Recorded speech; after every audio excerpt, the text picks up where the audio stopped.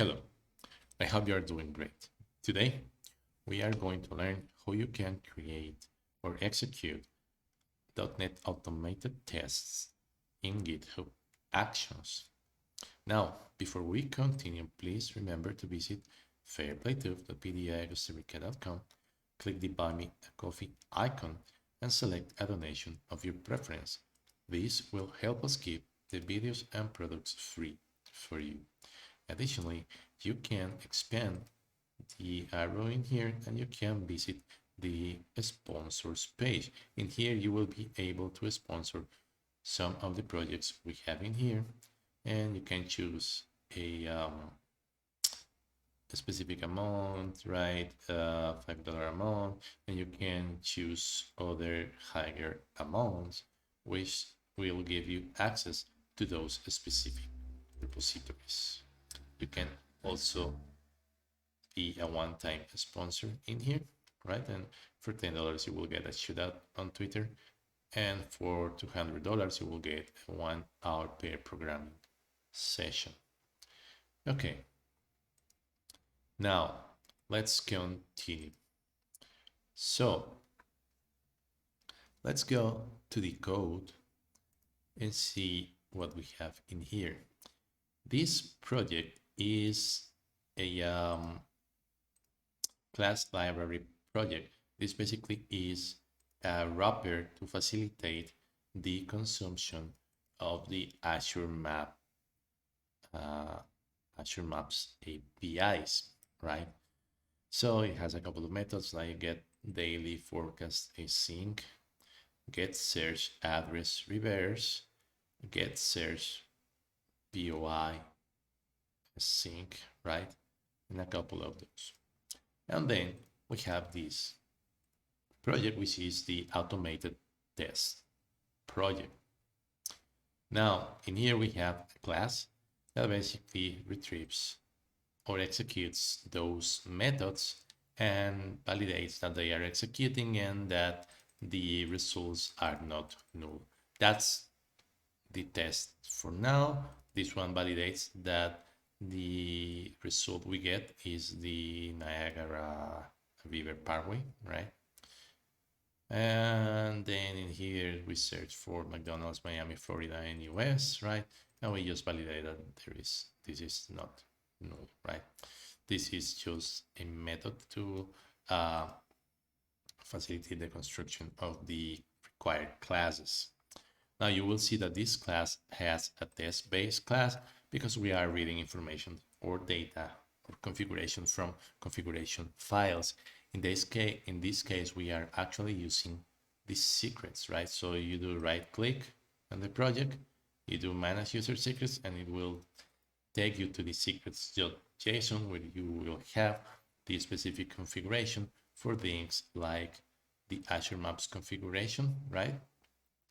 And the Rapid API key, which is a required key for the PTI.microservices.library set of NuGet packages or libraries. Okay, so we store the Azure Maps configuration, right? The only thing that has is a key, right?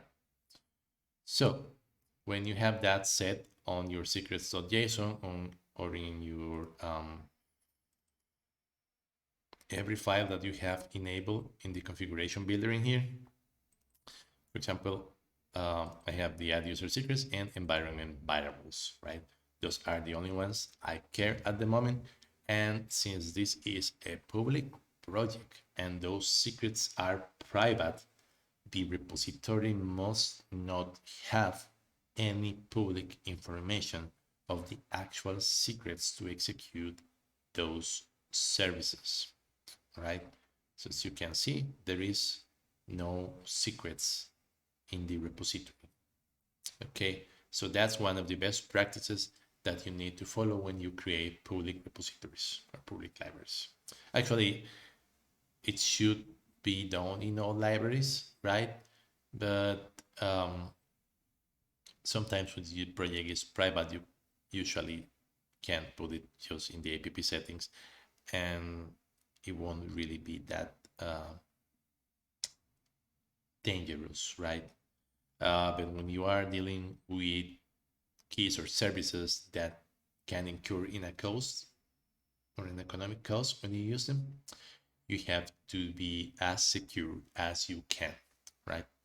Now, so as you can see, this one is getting a section named Azure Maps Configuration, right? And the Azure Maps Configuration is a class that must have a key. So in here, I'm getting the Rapid API key. And that will be it. So the way the parser works is that if you have a JSON file, it will look for a key with this name and then for that subkey with this name. Or in the case of the environment variables, it will look for a key with the name like this name, column, and the subkeys, right? So, understanding that, we will go to GitHub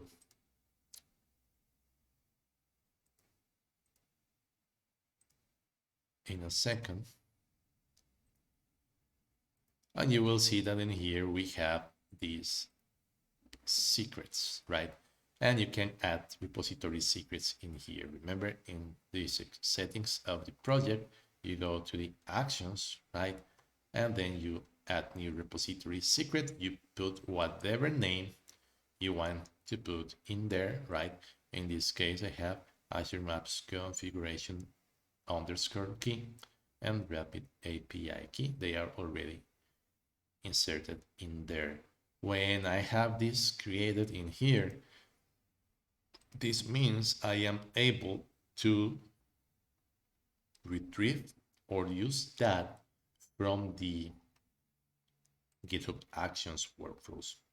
So if we go to one of the GitHub Actions workflow, for example, this file, you will see that in here,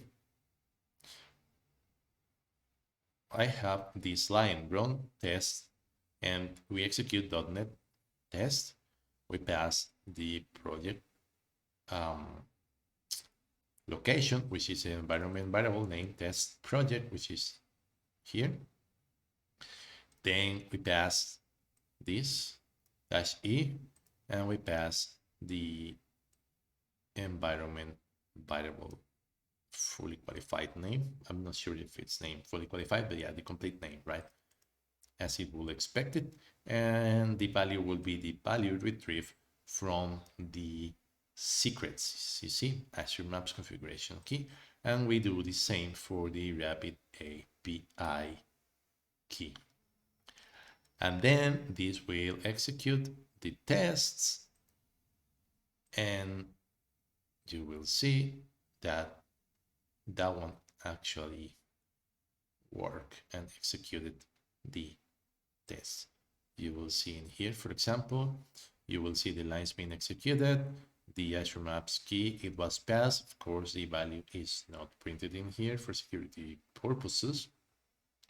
And you will see that down here, it should tell you passed, fail, right? So the test passed, 0 tests failed, 3 tests passed, 0 tests were skipped, and there were a total of 3 tests, and the duration or the execution time of those tests was 2 seconds, right? And that is one of the ways in which you can automatically run, or one of the ways in which you can run automated tests for .NET in GitHub Actions with